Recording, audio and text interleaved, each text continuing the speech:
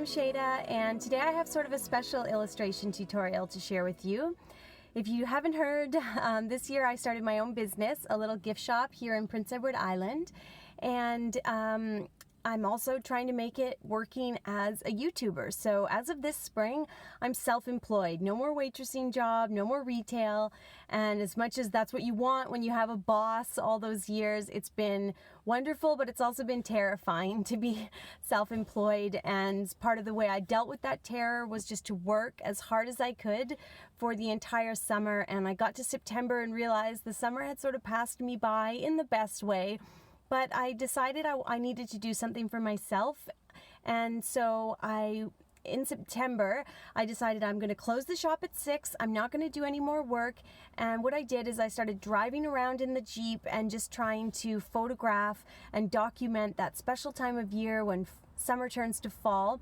And my plan was to take those photographs and make drawings from them. And that's what I'm going to be sharing with you today, these photos and drawings of sort of Indian summer in Prince Edward Island. And part of what I really want to show is we're going to talk about pencil crayon coloring and sketching. So we will be doing some work and some learning, but what I really want to say is that for me this wasn't just about technique. This was a project I took on to document a period in my life, and I also took it on to help with my mental health at a time when I was just feeling really stressed. And that's the beauty of art, and that's such a big part of what it does for me. So let's get started. Here are some of the images that I captured, and these are not supposed to be great photographic works of art. This is just what I saw around me as summer came to a close here on the island. Now, this isn't a photography tutorial by any means, but what I will say is that even if you're out trying to get into photography and you're just shooting with your phone, photography is all about light. So what will make a huge difference in your photos is if you start shooting when the light is interesting. So go out first thing in the morning or last thing in the evening, and I think you'll find a big difference in the quality of your photography. And for those of you that are interested in the technical aspect, I'm shooting with a Nikon D5300, and the lens that I'm typically have on there is an 18 to 70 millimeter, which is just like a good workhorse all-purpose lens.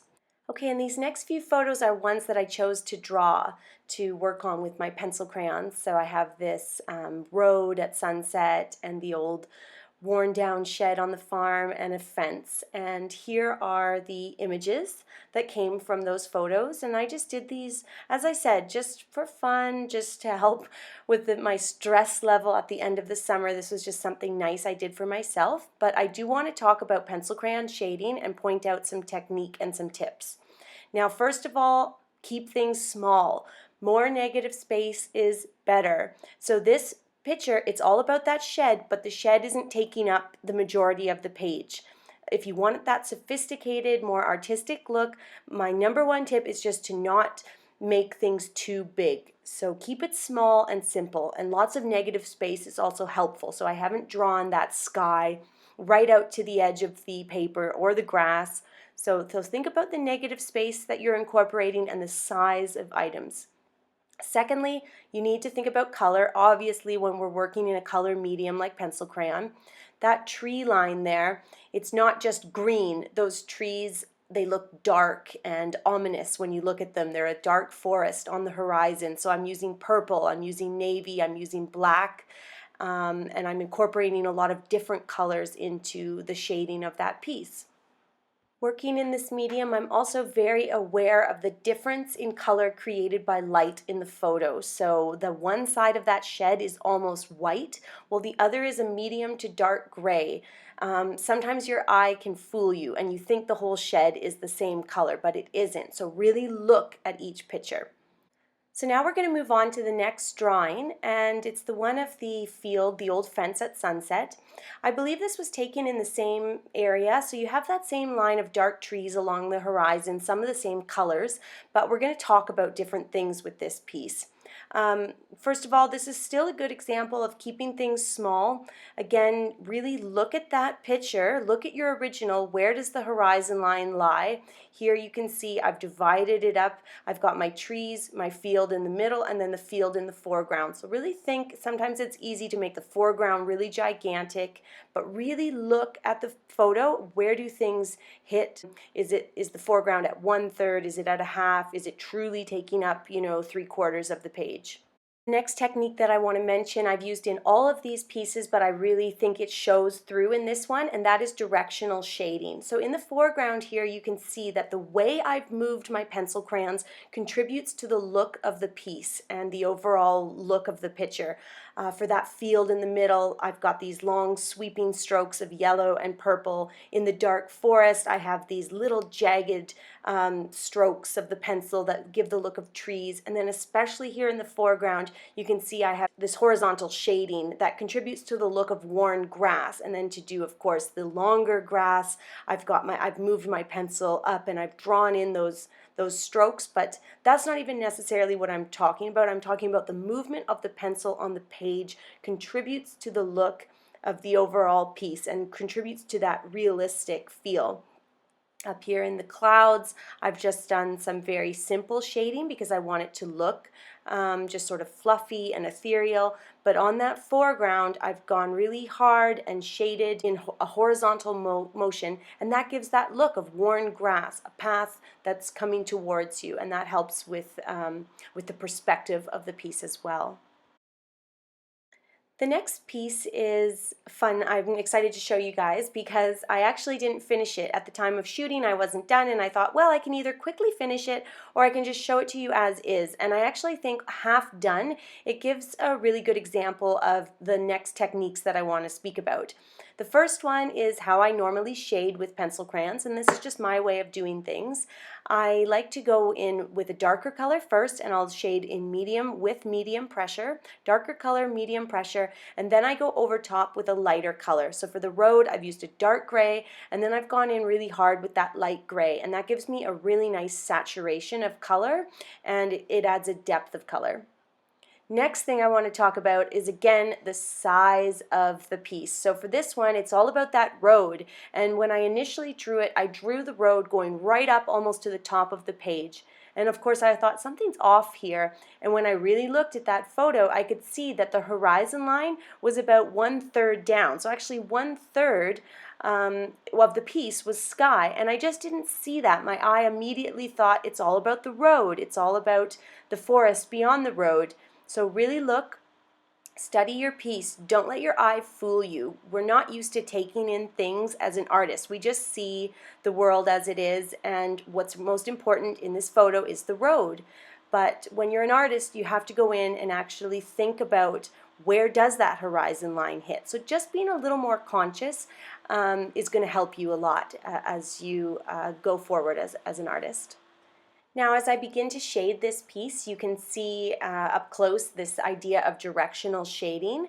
And it's not about making things look exactly as they are. It's about using the motion of your pencil crayon to create the feeling of the way things are. So the forest is this rough, textured, dark place. So I'm doing these short, jagged strokes, mixing in lots of different colors. Again, here's an idea of, yes, when the eye sees a forest, the eye sees green, but the artist has to go beyond that and look at the picture and say, well, actually, if we're really looking as an artist, I think I see dark gray, I think I see brown, I see purple, or I think purple would be beneficial here to give us a level of darkness that the eye reads, but that the eye reads as green.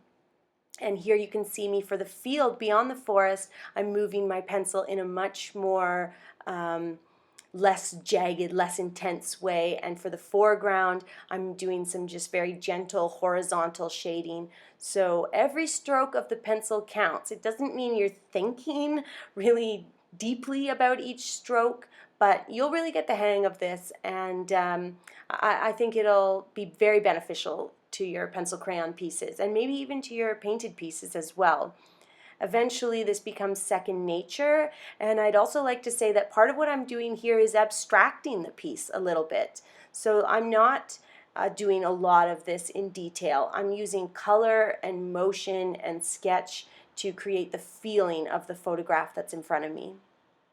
Now I know we're covering a lot of ground, so we're going to start a piece together completely from scratch. This is the picture I've chosen. It's the Greenwich Dunes National Park at sunset, and when I look at this picture, I'm looking at where things hit. Most of all, I just want to know, where's the horizon line on the photo?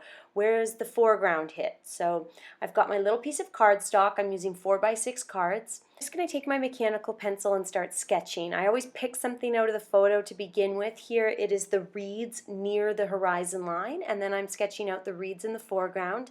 You can also see I'm using directional sketching to help me just map out this piece. So the reeds, of course, are straight up and down lines. The horizon is just some rolling hills, so it's a few wobbly lines. Doesn't need to be perfect. You can see here how that would come together. Just a few lines to represent the horizon, few lines to represent the reeds. Of course, there's a few reeds poking out in front, and there's a few fluffy clouds, and that's just the basic shapes that are in that photo.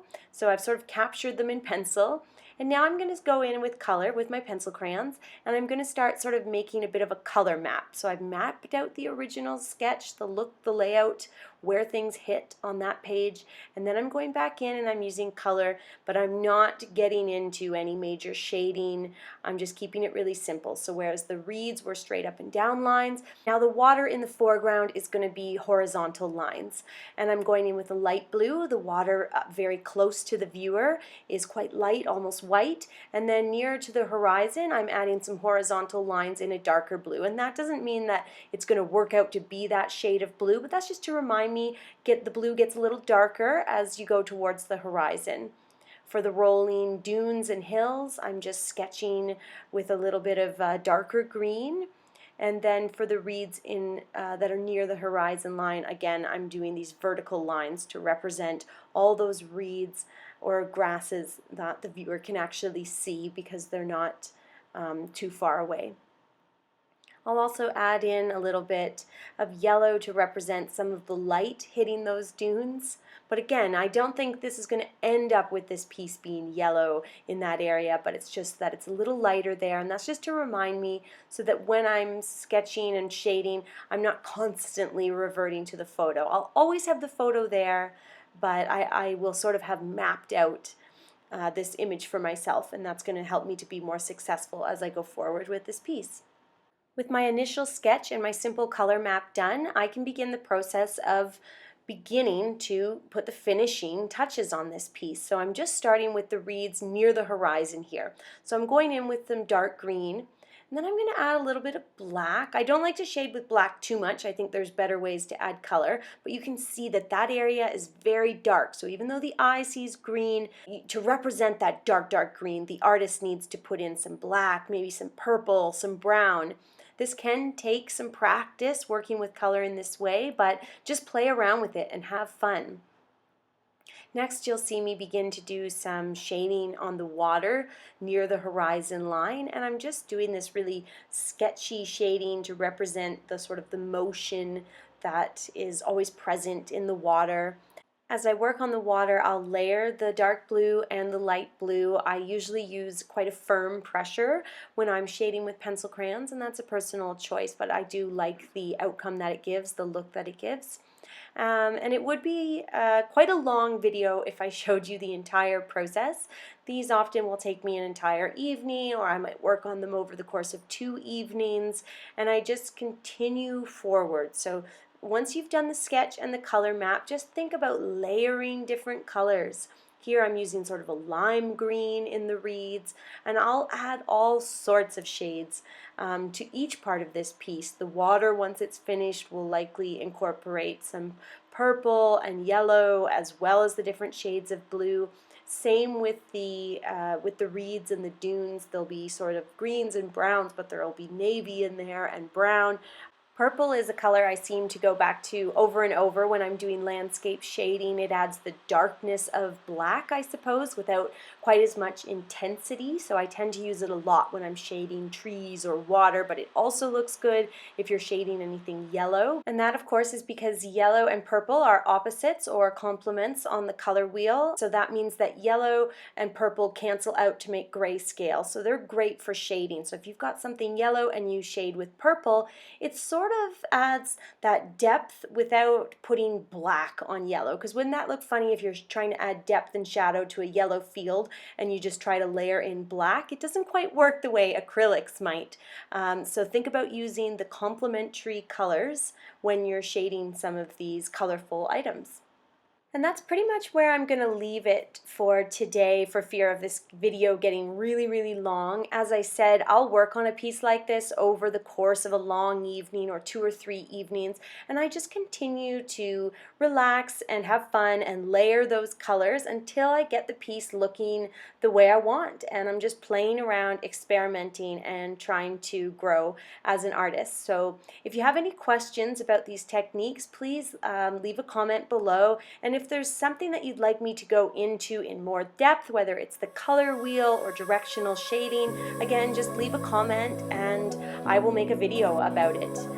Well, thank you guys so much for watching today. If you enjoyed, please don't forget to hit that like button and the subscribe button, and I will see you next week with a new tutorial.